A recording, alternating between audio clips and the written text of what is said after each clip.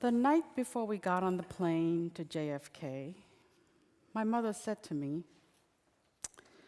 "What if we didn't go to America? What if we started over here?" I was 10 years old, and in a room stripped of all our belongings, my siblings and I had lain down to sleep for the last time. Poverty-stricken, post-Korean War Seoul. It was 1971.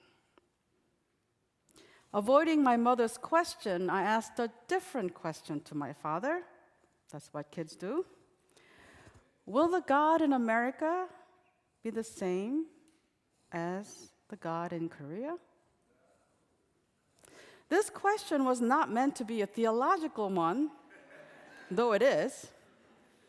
It was a question longing for assurance that something will remain constant, even on the verge of the tectonic shift that was about to happen in our lives. My father could not answer. Home. Where is home? For many Asian Americans who are part of a diasporic community, home is a contested territory. Let me briefly explain. First, of many stereotypes that are projected onto Asians in America, the perpetual foreigner is one that challenges a sense of belonging, a sense of home. From a seemingly innocent question, "Where are you really from?" when a third-generation Asian American says that she is from Connecticut, to the yellow peril, which racializes Asians as presenting mortal danger to the rest of the world, they are all subtle and not so subtle ways to tell us that we don't belong here. Second, for Koreans, and I suspect for many Asians, home is a geographical location, a place where our ancestors are buried, our gohyang. But we've been displaced from our ancestral homes. And in my case, my family, both paternal and maternal sides, are from northern Korea, the present North Korea. We can't find our way home. And even if we could, going back home would cause an international incident. One important rite of the Lunar New Year is to go back to the ancestral home to pay respects to the ancestors, both the living and the dead. So where is home? Having said all that, home also gets idealized and sentimentalized. Not unlike the Israelites in the wilderness, nostalgic about the homes they left behind, wishing that they were back in Egypt, sitting around the pots filled with meat. Remember the story about manna in the desert? This nostalgic, idealized home is a remembered sense of belonging, certainty, and comfort that may have never really existed in the place that you had once called home. Now, you don't have to be an immigrant to feel this desire for home.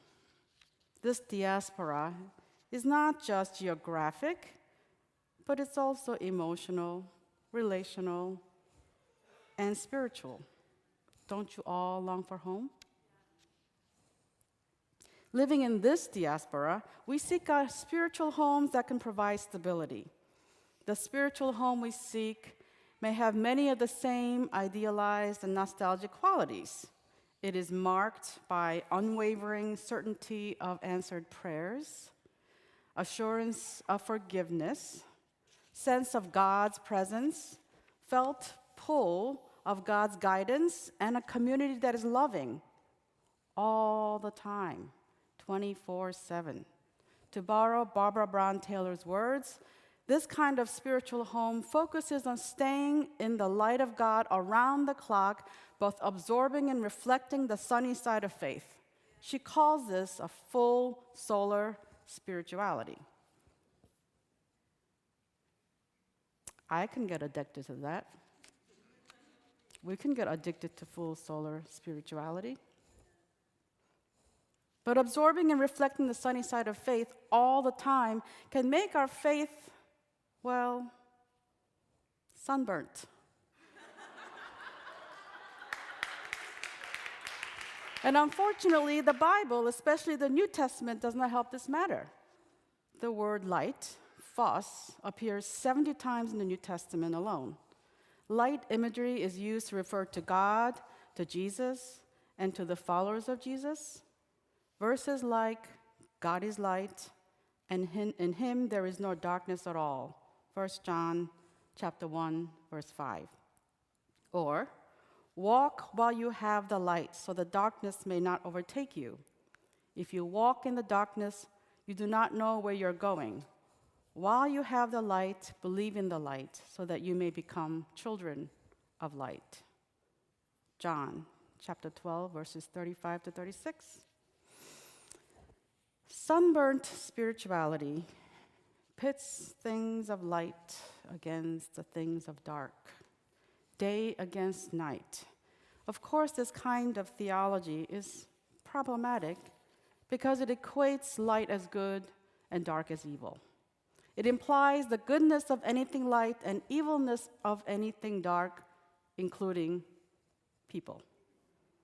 The metaphor and language that came from the natural world, the day-night ecosystems in all their diverse complexities have been co-opted and uncritically used in our faith language to feed and fuel racist ideologies. In addition, because sunburnt spirituality thrives on the sunny side of faith, it has difficulty dealing with depression, loss, mourning, doubt, and confusion. It wants to shine a bright sunlight to chase these away. But it doesn't always go away, does it? When prayers don't seem answered, forgiveness doubtful, and God absent, and shame unrelenting. Have you experienced that? Have you ever been in that space? God is light. Children of light, you are the light of the world. But notice it doesn't say God is sunlight. It doesn't say children of sunlight or you're the sunlight of the world. So it made me thinking about light. So what if we thought of God not only as the bright lit sunlight, but as milky, opaque moonlight? What if this moonlight God does not intend to chase away the darkness, but to embrace it? What if we practice walking by the moonlight? When we walk by the moonlight, we depend on senses other than sight. We become more attuned to sound, smell, and touch. We don't see what we see in the sunlight, but we also see what we can't see in the sunlight. Shadows betray the insights of our own fertile imaginations. Dreams at night delve into the deep wells of our psyches, our spiritual realm that longs to connect with us. To learn to walk by the moonlight is to trust that pain and loss can coexist with healing, repair, and hope. And this is how I read the Markan text for today. The Gospel of Mark was written after the Jewish-Roman War from 66 to 70 CE that culminated in the destruction of the temple. According to Maya, Katrasitz, and Haltausik, the Gospel of Mark can be read as an account of social trauma. It is an account not only of destruction and trauma, but also of traumatic survival. And I quote, "It creates space for mourning and contemplation loss, as well as assembling something new. It offers moments of relief, possibility, and beauty amidst ruin. Reading the Gospel of Mark from this perspective is like walking by the moonlight. So let's turn to the story of Jesus' baptism and temptation. This story comes to us before Jesus begins his ministry proclaiming the good news of God. Jesus is baptized by John in the River Jordan. Coming out of the water, he sees heaven torn and the Spirit descending on him like a dove. He hears a voice affirming him, "You are my Son, the beloved. With you I am well pleased." Then in the very next verse, Jesus is immediately driven out by the Spirit to be tested. There are no verses in between the affirmation and the testing. The affirmation and the testing coexist. Having been given a certainty as a Son of God in the baptism, Jesus was being tested to not hold on to that certainty, the certainty of his power, his privilege, and his identity. The text says that he was with wild beasts and the angels waited on him. Both coexist in the struggle to hold on to and to let go of his privilege and power. This was a prerequisite for his ministry, learning to walk by the moonlight. Today is the first Sunday in Lent, and we begin our 6 weeks of Lenten journey towards the Holy Week and Easter. So let me conclude my reflection by sharing my Lenten journey and to invite you to consider what yours might be. First, a confession.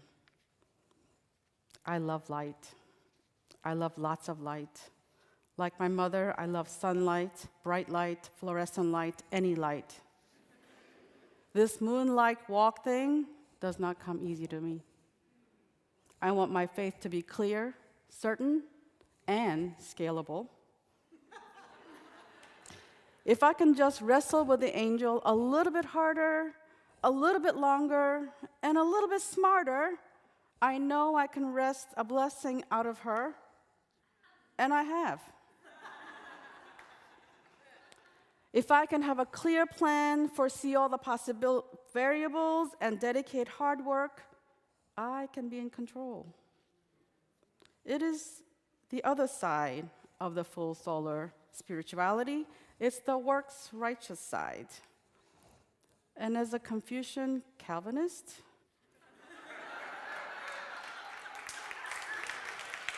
I know I have a double dose of it.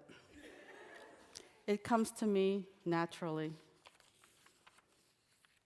except when it fails.